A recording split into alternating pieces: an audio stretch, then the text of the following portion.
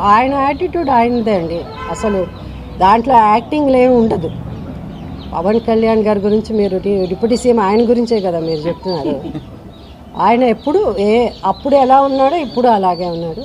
ఆయనలో మార్పు ఏం లేదు. ఆయన సినిమాలోనూ ఎప్పుడు తల వంచలేదు ఎవరికి. ఇక్కడను అదే జరుగుతుంది. తనకి ఒక స్టైల్ ఉంది, తనకి కొన్ని ప్రిన్సిపల్స్ ఉంది, తనకి అని లేకపోతే ఇంత స్టడీగా ఎప్పుడో వెళ్ళిపోయి ఉండాల్సింది, మధ్యలో వదిలేసి వెళ్ళలేదు కదా.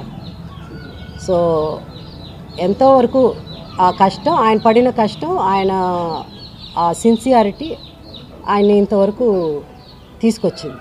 సో అందుకు ఆయన్ని మనం అప్రిషియేట్ చేయాలి.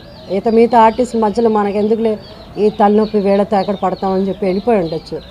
ఆయన సినిమాలో యాక్ట్ చేస్తానంటే ఆయనకి ఎంతైనా ఏదైనా ఇవ్వడానికి రెడీగా ఉన్నారు.